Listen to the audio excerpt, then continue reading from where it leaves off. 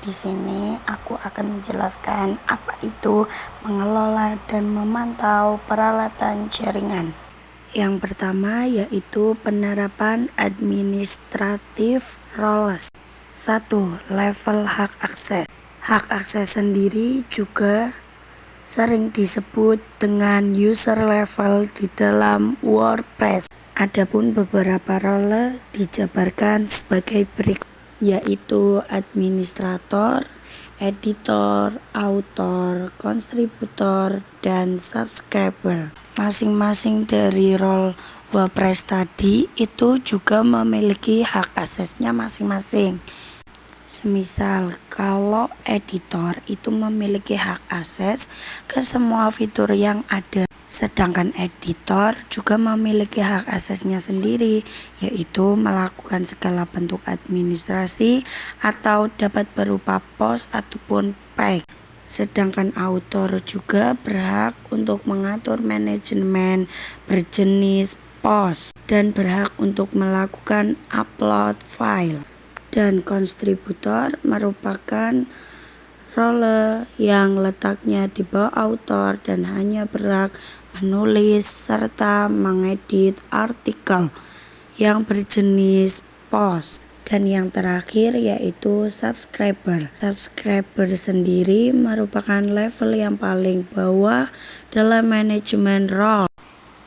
2. File permission atau level hak akses. File permission adalah hak akses yang dimiliki sistem untuk menentukan siapa saja yang bisa mengontrol kerja sistem itu sendiri. Dan di sini juga ada beberapa jenis user beserta mode atau kategori hak akses. Jenis user dibagi menjadi 3 hak akses, yaitu user, group, dan world. Sedangkan kategori hak akses terdapat 3 mode atau kategori hak akses. Yang pertama yaitu write, yang kedua write, yang ketiga execute. 3. Cara mengubah file permission atau level hak akses di hosting. Yang pertama yaitu kalian harus login terlebih dahulu. Setelah login, baru kalian mengetik file manager. Setelah kalian mengetik file manager, sekarang saatnya kalian memilih folder atau file yang akan diubah. Yang keempat yaitu ketika kalian sudah mengubah hak akses atau mengubah folder file, yang keempat yaitu file permission berhasil diunduh. B. Pemantauan dan manajemen perangkat. 1. Pengamanan sistem operasi dan manajemen file dibagi menjadi 2, yaitu memahami keamanan sistem operasi, dan yang kedua yaitu ancaman keamanan sistem operasi. Adapun ancaman-ancaman keamanan sistem operasi yang perlu diperhatikan agar tetap aman dari serangan siber. Yang pertama yaitu ancaman malware. Yang kedua, ancaman serangan denial of service. Yang ketiga, ancaman instruksi jaringan. Yang keempat yaitu ancaman buffer overflow. C. Jenis ancaman keamanan. Beberapa jenis ancaman keamanan diuraikan sebagai berikut. 1. Sistem. Ancaman sistem merupakan penyalahgunaan layanan sistem dan koneksi jaringan yang akan menyebabkan masalah penggunaan. Adapun beberapa macam sistem ini dijelaskan sebagai berikut.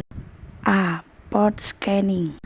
Port scanning merupakan metode saat hacker dapat menentukan kerentanan sistem untuk serangan. Yang kedua yaitu worm. Worm adalah proses yang dapat menghentikan kinerja sistem dengan menghabiskan semua sumber daya sistem. C. Denial of service. Denial of service, serangan yang menolak layanan, umumnya untuk mencegah penggunaan dalam menggunakan sistem yang sah. 2. Ancaman program. Adapun berbagai ancaman program yang dijelaskan sebagai berikut. Ada 4, yaitu virus, storage horse, login bomb, Trump drone. D. Cara menjamin keamanan sistem operasi. Beberapa hal yang perlu diketahui mengenai cara menjamin keamanan sistem operasi. 1. Autentikasi secara umum. Apa itu autentikasi? Merupakan proses identifikasi pengguna terhadap suatu sistem dan mengaitkannya ke program yang telah dijalankan pengguna tersebut. Secara umum, sistem operasi akan mengidentifikasi dan mengautentikasi pengguna dalam 3 cara, di antaranya A. Username dan password. B. Atribusi pengguna. C. Kartu pengguna dan kunci. 2. On-time password. On-time password dapat diterapkan dalam beberapa cara berikut. 1. Kunci rahasia. 2. Angka acak. 3. Kata sandi jaringan. 3. VWAL. VWAL merupakan cara yang sangat efisien untuk melindungi sistem jaringan atau sistem lock dari ancaman keamanan berbasis jaringan. 4. Keamanan fisik. Kebijakan dan prosedur keamanan sistem operasi. Berikut beberapa cara untuk mengatasinya. 1. Menginstal dan memperbarui perangkat lunak antivirus. Kedua, memastikan sistem yang diperbarui secara teratur. Dan yang ketiga, menerapkan kebijakan manajemen pengguna untuk melindungi akun dan hak istimewa pengguna. Dan yang terakhir, memasang VWAL serta memastikan dapat diatur dengan benar untuk memantau semua lalu lintas yang masuk dan keluar mengakses sistem. 2. Pengamanan otomatis pada router. Berikut diuraikan cara untuk melakukan konfigurasi keamanan secara otomatis. A. Langkah ringkasan. Untuk langkah ringkasan ini, pertama, aktifkan router. Kemudian, keamanan otomatis dapat dilakukan dengan membuka manajemen. Setelah membuka manajemen, langkah kedua yaitu langkah detail.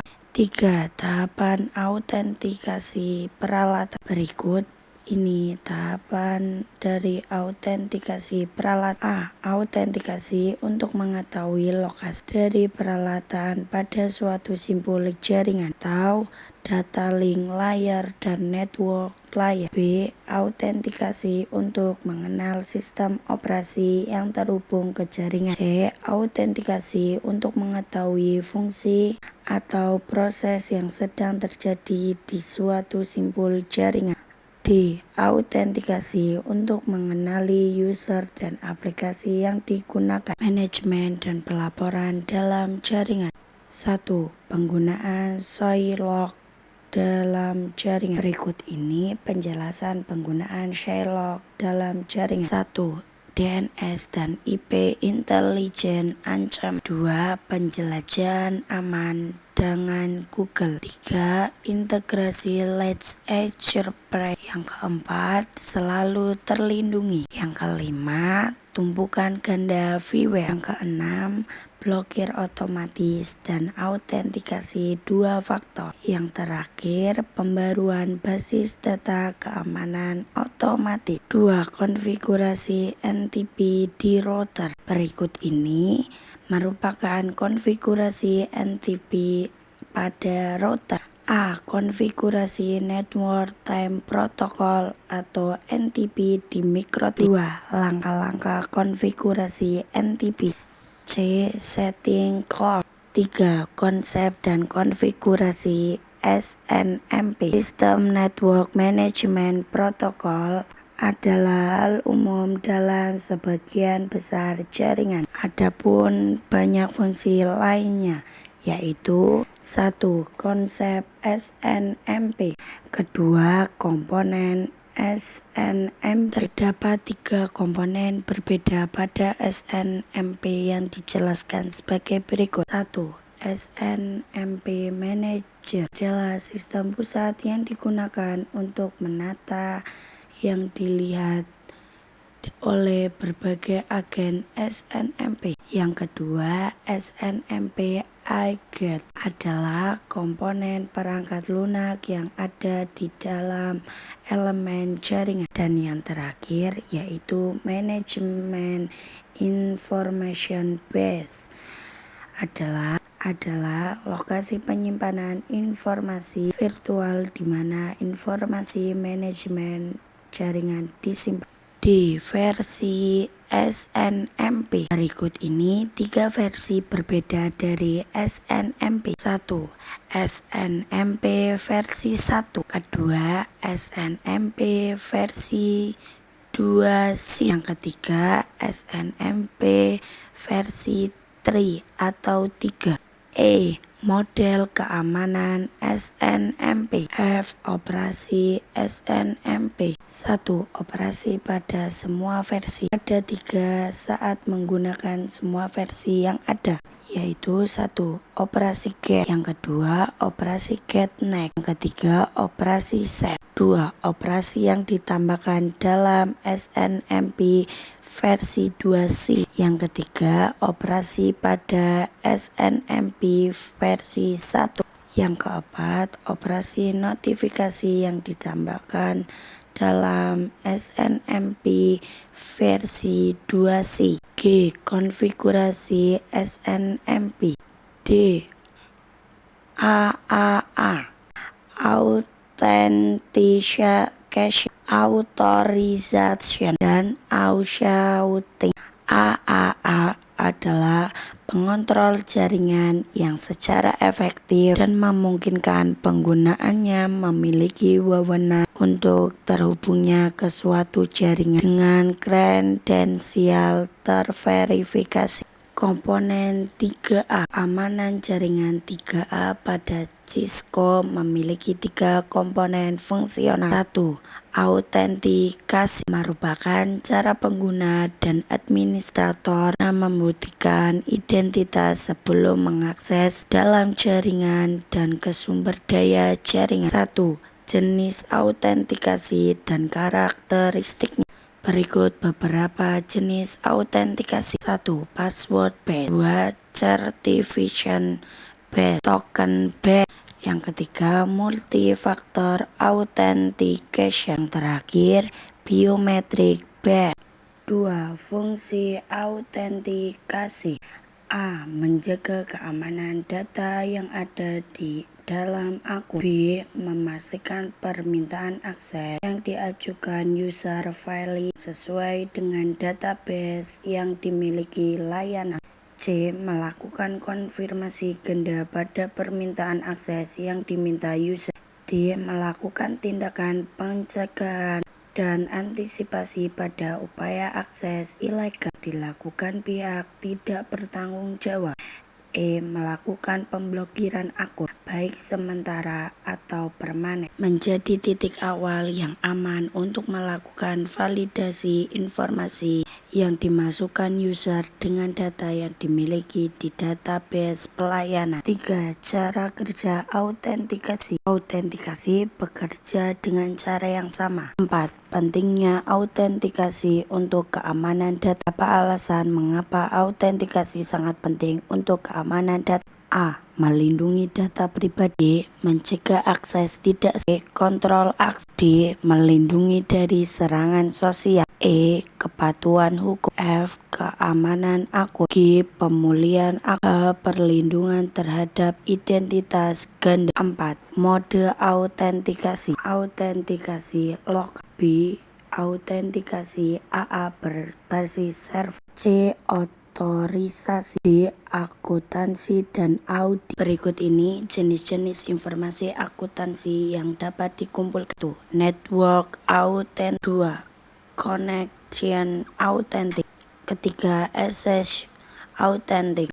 4. Sistem autentik. 5. Comments autentik. 2. Pentingnya kerangka AA dalam keamanan jaringan. AA berfungsi sebagai mekanisme pengontrol dan pengatur untuk memantau login atau logout dalam sistem. 3. Keuntungan AAA. Berikut adalah keuntungan AAA. 1.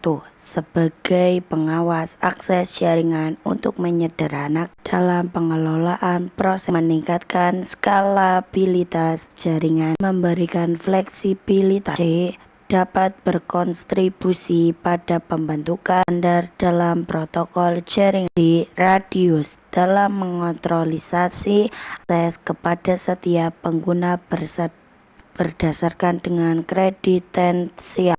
Jenis protokol A3. Protokol A3 yang sering digunakan adalah Radius dan TCP+. Proses A3 lebih aman dan lebih mudah dengan fungsi AA yang dapat disesuaikan, memungkinkan pengguna bersifat fleksibel untuk berbagai telekomunikasi, ISP, dan pelayanan sesuai kebutuhan khusus.